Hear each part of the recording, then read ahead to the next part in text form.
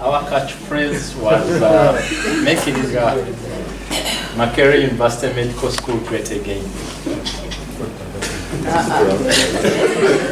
It's no longer. This is against the background that the students that we're taking on are increasing, but we can say we have a contraction in terms of the facilities. Things are broken down, are they being replaced? But then the numbers are increasing. So we are supposed to be increasing, but we're actually having breakages that are not being replaced. Are we getting more staff on board as we increase the numbers of students? So that was our catchphrase to try and say we need to think about the approach we are using in our medical school. So the message is, the main message behind this is that we need to produce health personnel that not only the market trusts, but actually they go out there and prove themselves beyond any reasonable doubt. The audience. We are looking at the University Senate, University Council, and regulatory bodies.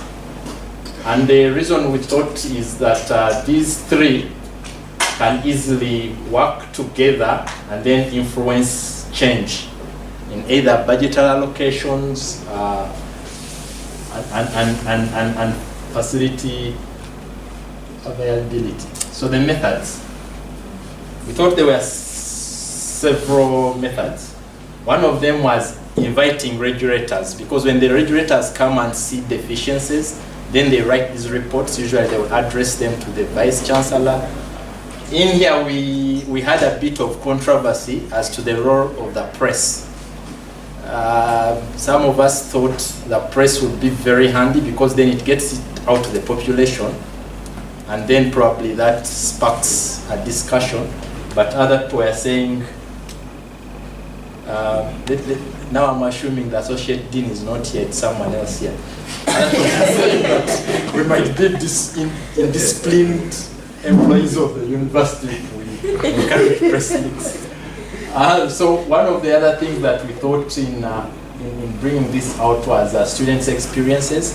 This can be through videos. This can be through pictures. They say a picture speaks 1,000 words.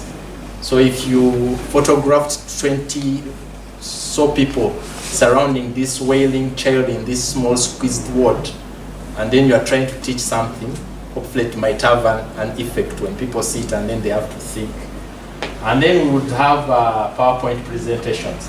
The trouble with these methods were, for instance, for the Senate and Council, you have to get onto their agenda. So how do you get onto the agenda to present some of these issues?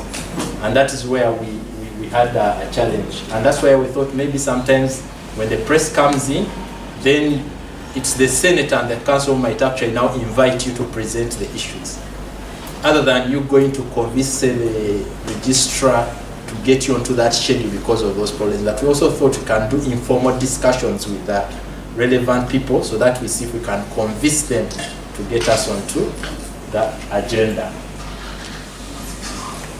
Now, resources, we needed camcorder so that we record the daily training sessions and some of the challenges.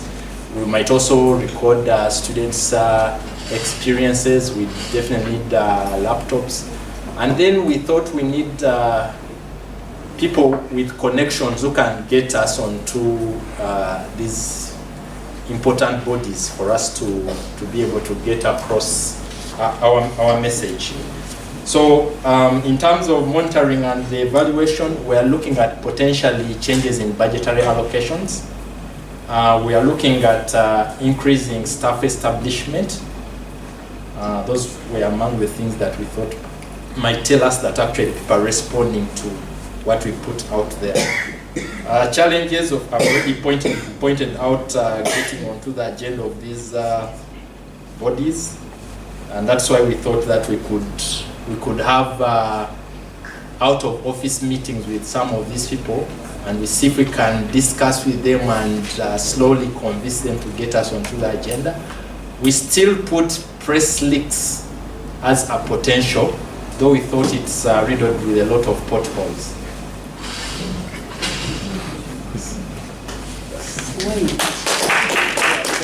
Feedback.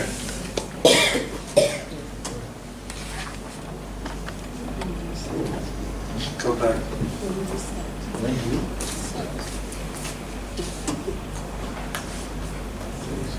When do we start? When? When I'm going to start doing things.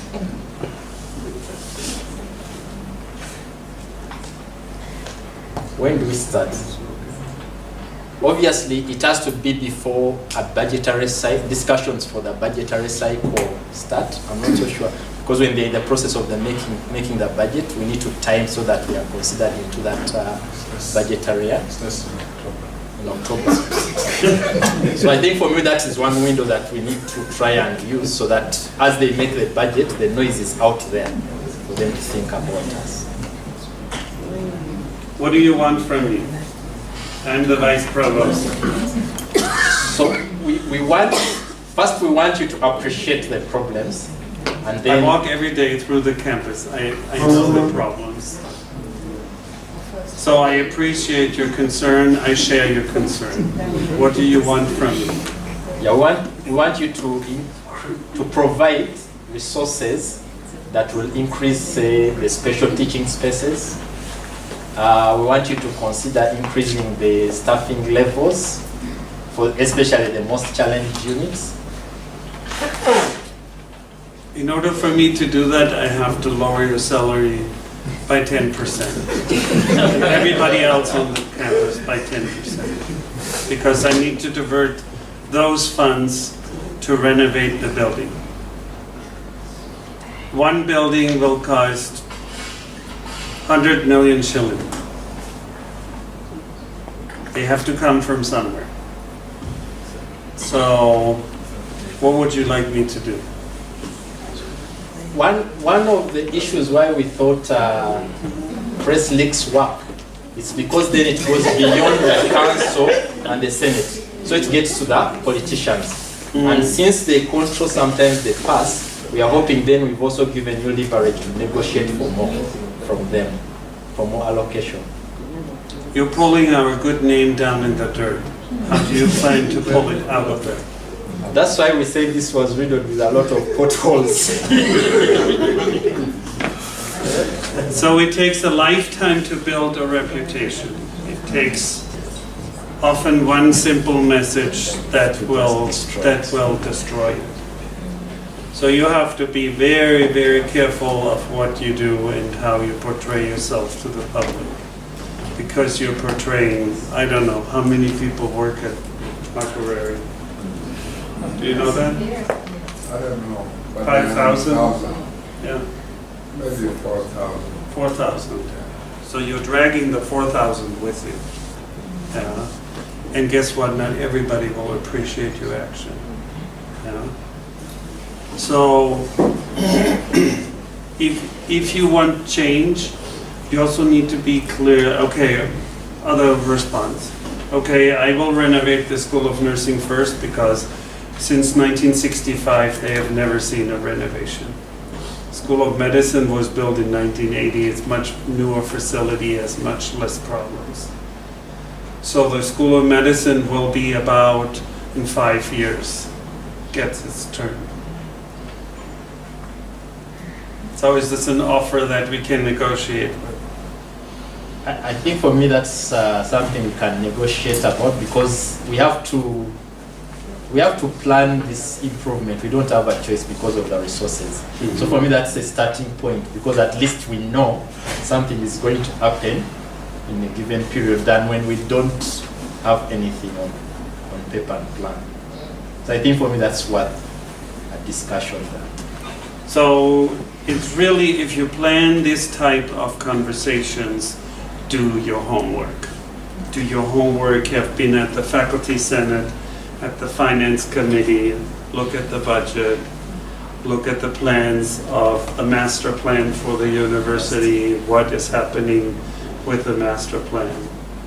And then may get people together then rather than offending them. Because there's a lot of people who would like to have the most glitzy university that they can ever imagine. But guess what? Time and resources are limited. We said this very many times. Yeah. So we want to build bridges to come across. Yeah. You can say, okay, I'm leading a faculty group in the School of Medicine that's very passionate on improvement. How can we be of service to you? How can we contribute to innovative thinking? Could we talk to a paint company that they donate 100 gallons of paint, and we have a paint-a-thon where students and faculty paint the classrooms together, and you can take pictures and we can put it in the newspaper. So again, you're creating a positive draw to you because you have out of the box thinking, and you provide a solution that nobody has ever thought about. And you might have already had a conversation with a paint company who said, yes, my son goes to Makerere University, I will donate the 100 gallons of paint and the brushes for free. Yeah.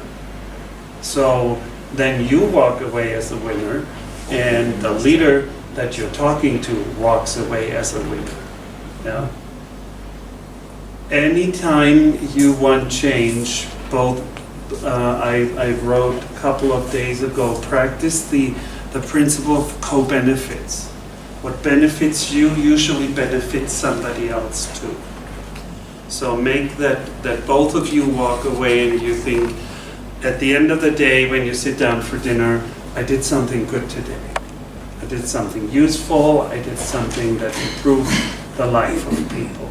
Because that's all we want. Nobody intentionally wants to be in a classroom where the lights are broken, where the electricity doesn't work, where this doesn't work, and you have a lousy teaching experience. That's not what we intentionally want. Yeah, that's what we sometimes have to live with. Yeah. And so rising above the crowd and bringing positive change is real work.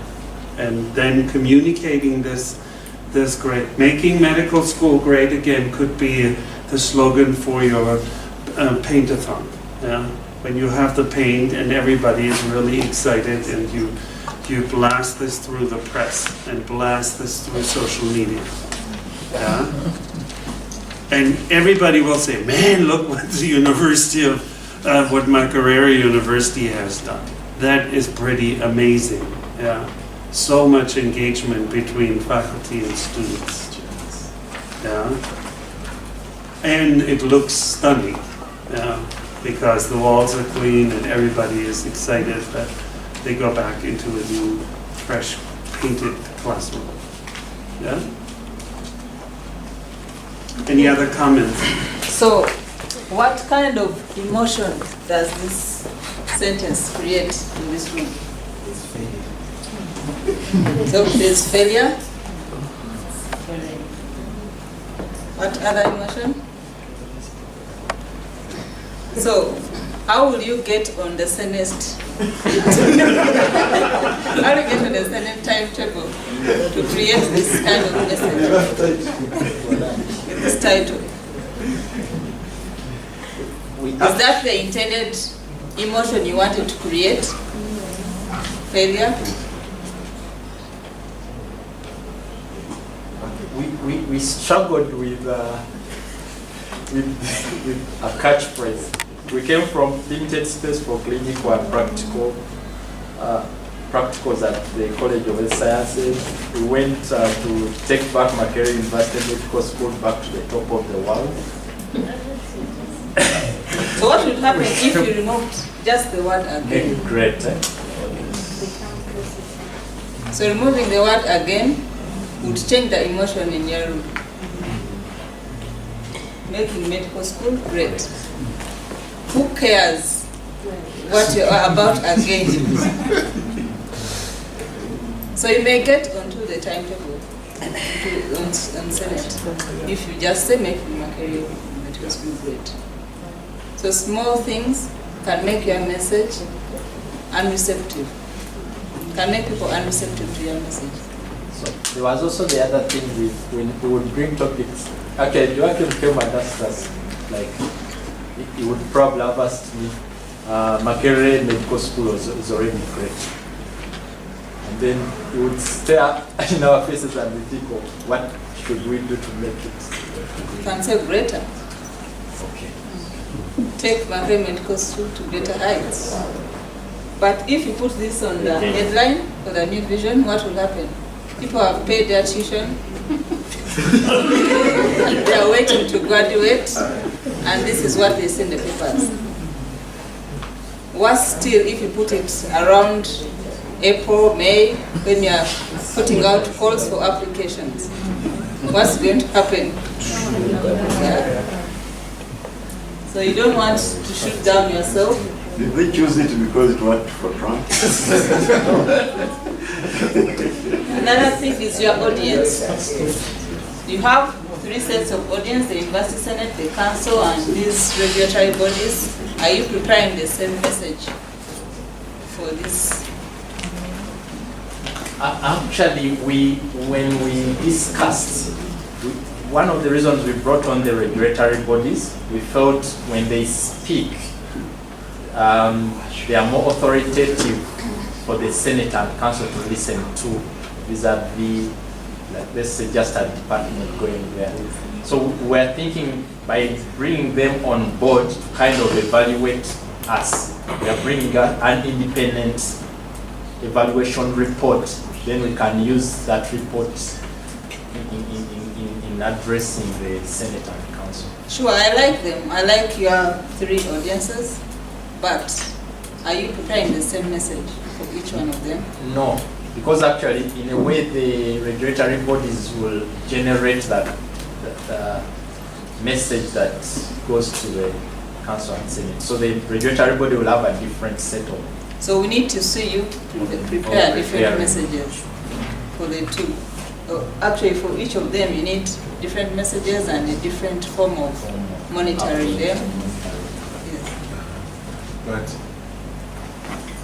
But Madam Chair, is he speaking from the experience of a dentist thing? Because I don't see any changes happening. For me, the best would be to engage the quality assurance unit of the university. Then it talks into all those things. You see? But focusing on regulatory bodies. So when they started medical school, there was no regulatory school that started it. Just enthusiastic people wanted to make a change. And I think that enthusiasm still exists within the university. To bring external guys to change our things internally doesn't make a lot of sense. Those guys came, but you still stuck there.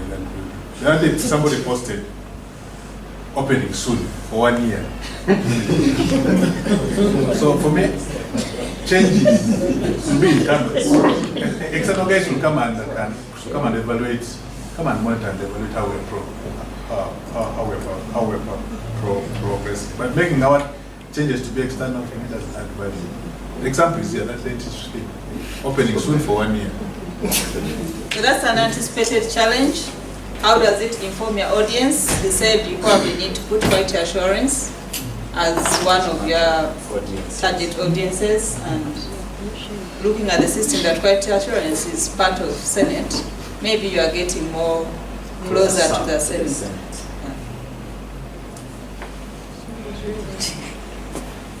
Other comments for this group? No comments? Thank you very much. Yeah? So, you see, communication is tricky. We do often do things unintended. We do them,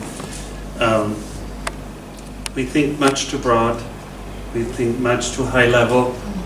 Where we actually need to be is down here with the other people. Yeah. We often have no clear understanding of how we measure that our message got out. Yeah. So that is a challenge. So as you plan for these actions, plan at the actions and reactions that they might have, and really involve the right people to craft your message carefully. Yeah, because I steal a slide from Damali. Once a word is out, you can never swallow it back. Yeah? And no matter how sorry you are, you still have said it. Yeah? So you want to be very careful in how you communicate and what you communicate. So I think that concludes today.